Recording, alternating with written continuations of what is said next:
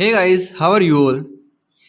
क्या कोर्ट किसी ऐसे सूट को सुन सकती है जिसमें मैटर इन इश्यू वही मैटर इन इश्यू है जो कि directly and substantially in issue है एक previously instituted suit between the same party, and जिस कोर्ट में जो प्रीवियसली सूट पेंडिंग है वो कोर्ट कॉम्पिटेंट है to grant the relief claimed.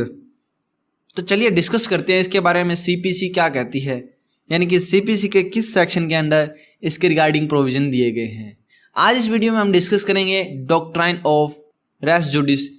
जो कि सेक्शन 10 के अंदर सीपीसी में प्रोवाइड किया गया है कि रेस जुडिस क्या है, स्टे ऑफ सिविल सूट क्या है, या फिर इसको अप्लाई करने के लिए कंडीशंस क्या क्या प्रोवाइड की गई हैं। Let's begin. सेक्शन 10 सीपीसी का है, वो डील करता है रेस सब जुडिस और स्टे ऑफ सूट से। तो देखते हैं सेक्शन 10 सीपीसी यानी कि स्टे ऑफ सूट क्या कहता है। सेक्शन 10 कहता है कि कोई भी कोर्ट प्रोसीड नहीं करेगी with trial of any suit. कैसे सूट के ट्रायल के साथ में प्रोसीड नहीं करेगी? जिसमें जो मैटर इन इश्यू है वो डायरेक्टली या सबसिस्टेंशली इन इश्यू है इन अ प्रीवियसली इंस्टीट्यूटेड सूट, और प्रीवियसली जो इंस्टीट्यूटेड सूट है वो क्या होगा, between the same party and under the same title, यानी कि जो पार्टीज क्लेम कर रही है अपनी लिटिगेशन के अंदर उनका वो टाइटल है वो भी सेम होगा। और वो कहाँ पेंडिंग है, एंड जहाँ पर जो ऐसा सूट वो पेंडिंग है इन द सेम, या तो वो सेम कोर्ट में हो सकता है या any other court in India having jurisdiction to grant the relief claimed, यानी कि जो रिलीफ क्लेम की गई है उसको ग्रांट करने के लिए उस कोर्ट के पास जुरिडिक्शन है। और in any court beyond the limits of India established or continued by the central government and having like jurisdiction or before the Supreme Court। Means जो कोर्ट्स जो कि इंडिया की लिमिट से बाहर हैं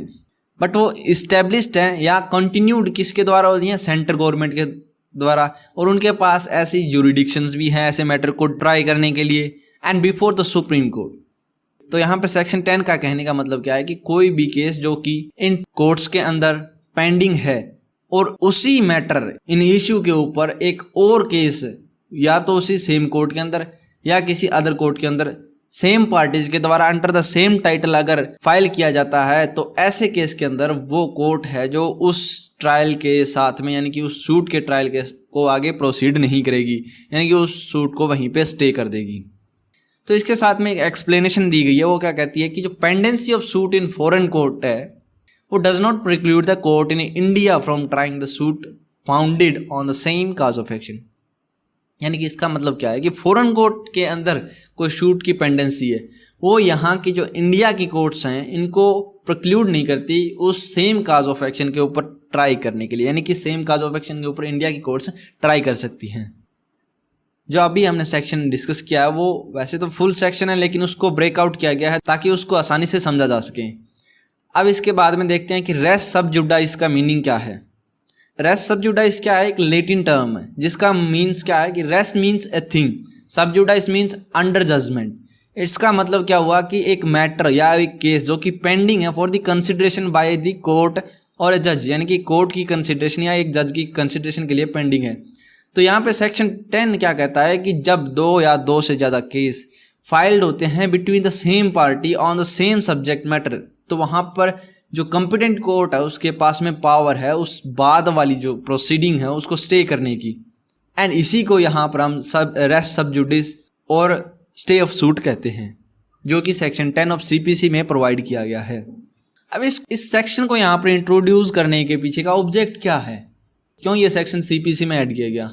ऑब्जेक्ट क्या है इस सेक्शन का? To prevent the court of concurrent jurisdiction from simultaneously trying two parallel suit in the respect of the same subject, same matter in issue, and intend to protect a person from multiplicity of a suit and to avoid a conflict of decision। मतलब कि एक concurrent jurisdiction यानी कि same jurisdiction का court है, उसको दो parallel जो शूट हैं सेम मैटर के रिगार्डिंग सेम पार्टीज के बीच में उनको ट्राई करने से प्रिवेंट करने के लिए, और उस व्यक्ति को यानी कि जो पर्सन पार्टीज हैं उनको मल्टीप्लिसिटी ऑफ शूट से बचाने के लिए इस सेक्शन को यहाँ पर इंट्रोड्यूस किया गया है। और यहाँ पे कन्फ्लिक्टिंग डिसीजन मीन्स अगर दो शूट एक साथ चलते हैं तो वहाँ पर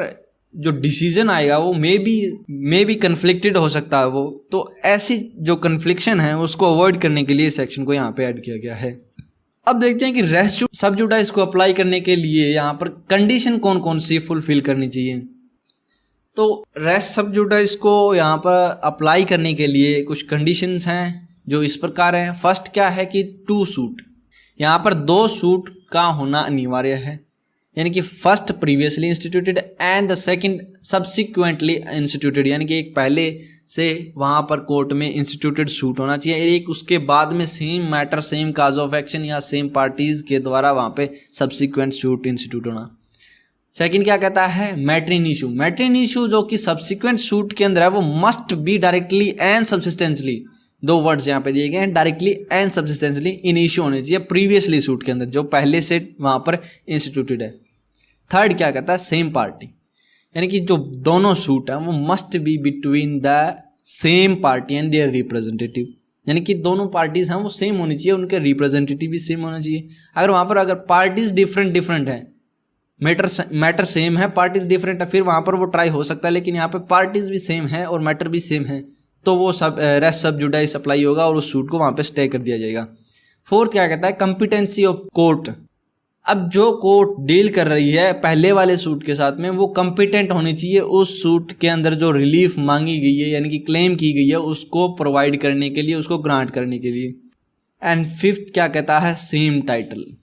जो पार्टीज हैं यानी कि सेम पार्टीज है वो must B litigating under the same title in the both shoot, यानी कि दोनों के दोनों शूट के अंदर वहाँ पर दोनों पार्टीज के द्वारा जो टाइटल यूज किया जाता है,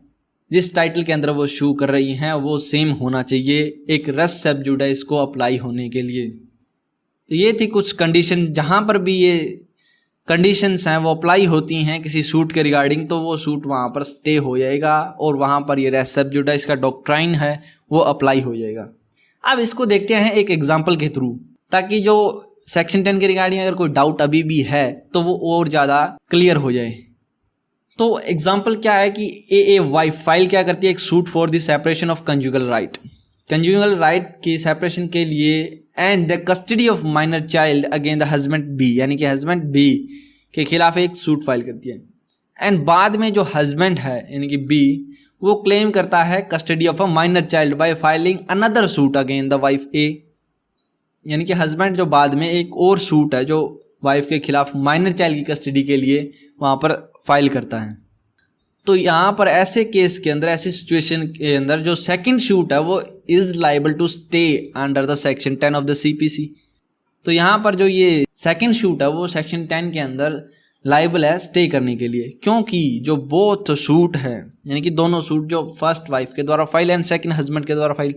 तो दोनों शूट के अंदर जो पार्टीज हैं वो सेम है, सब्जेक्ट मैटर यानी कि कस्टडी ऑफ द चाइल्ड वो भी सेम है, एंड जो कोर्ट है फर्स्ट वाली वो भी यहाँ पर कॉम्पिटेंट है उस सूट को ट्राई करने के लिए। And there is also a previously instituted suit भी है in the pending in the court, यानी कि पहले से एक सूट है जो कि वाइफ के द्वारा फाइल किया गया है वो भी यहाँ पर पेंडिंग है इस एग्जाम्पल के अंदर। तो यहाँ पर इस एग्जाम्पल के आधार पर हमें पता चलता है कि हम कह सकते हैं कि कोई भी सूट जो कि बाद में फाइल किया गया है अगर उसका matter in issue substantially and directly matter in issue है किसी प्रीवियसली इंस्टीट्यूटेड शूट के अंदर, एंड जो प्रीवियसली इंस्टीट्यूटेड शूट वो है पेंडिंग है किसी कोर्ट के अंदर, तो ऐसी सिचुएशन के अंदर जो बाद वाला जो सूट फाइल किया गया है उसको यहाँ पर स्टे किया जा सकता है under section 10 of the CPC। I hope कि आपको इस एग्जाम्पल के थ्रू और बेटर तरीके से समझ में आ गया होगा सेक्शन 10। अब देखते हैं क्या यहाँ पर कोर्ट है जो ये 2 सूट हैं इनको कंसोलिडेट कर सकती है। तो एज पर द सेक्शन हमें पता है कि जो मेन ऑब्जेक्ट इस सेक्शन क्या है कि अवॉइड करना 2 कन्फ्लिक्टिंग डिसीजन को। तो यहाँ पर कोर्ट क्या है कि एक एप्रोप्रिएट केस के अंदर वो एक ऑर्डर पास कर सकती है उन दोनों सूट को कंसोलिडेशन के लिए। At last in the conclusion हम कह सकते हैं कि जो डॉक्ट्राइन ऑफ रेस सब जुडिस है वो प्रोवाइड क्या करता है as a stay on a suit, जो कि कंसिस्टिंग क्या कर रहा है the same subject matter in the issue जो कि बीइंग अ पैरेलल इंस्टीट्यूटेड है in the 2 separate competent court, यानी 2 सेपरेट कॉम्पिटेंट कोर्ट के अंदर पैरेलली इंस्टीट्यूटेड हैं। एंड जो ऑब्जेक्टिव है इसके पीछे का, इस डॉक्ट्राइन के पीछे का, वो क्या है, कन्फ्लिक्टिंग डिसीजंस को अवॉइड करना एंड जो फाइंडिंग्स हैं उनको अवॉइड करना जो कि कन्फ्लिक्टिंग होगी, एंड अवॉइड क्या करना है, wastage of the court resources and time, क्योंकि जब 2 case same matter same parties के बीच में जब डबल ट्राई होंगे तो वहाँ पर वेस्टेज ऑफ रिसोर्सेज होगी, वेस्टेज ऑफ टाइम होगा। तो उसको भी यहाँ पर अवॉइड करने के लिए इस सेक्शन को यहाँ पर, इस डॉक्ट्राइन को यहाँ पर इंट्रोड्यूस किया गया है। तो ये था आज का हमारा टॉपिक सेक्शन 10 के अंदर रेस सब्जुडाइज सीपीसी में जो प्रोवाइड किया गया है। आई होप कि आपको इसके रिगार्डिंग अब कोई भी डाउट नहीं रहा होगा और ये आपको अच्छे से समझ में आ गया होगा। अगर आपको ये वीडियो अच्छी लगी है तो इसे लाइक करें और अपने दोस्तों के साथ में शेयर करें ताकि उनके भी कोई डाउट्स हैं तो वो क्लियर हो जाएं। और इस चैनल को सब्सक्राइब कर ले और बेल आइकन दबाना मत भूलें ऐसी ही और वीडियोज़ पाने के लिए और उनका नोटिफिकेशन पाने के लिए। और हाँ, हमने इस चैनल के ऊपर अलग अलग सब्जेक्ट्स की प्लेलिस्ट अपलोड की है और सीपीसी के भी प्लेलिस्ट अपलोड है, जो कि आप ऊपर आई बटन में जाके या यहाँ पर चैनल की प्लेलिस्ट सेक्शन में जाकर उसे एक्सेस कर सकते हो, ताकि बार बार आपको सीपीसी के रिगार्डिंग वीडियोस को फाइंड आउट करने में किसी भी तरह की कोई दिक्कत ना हो। Thanks for watching, keep learning.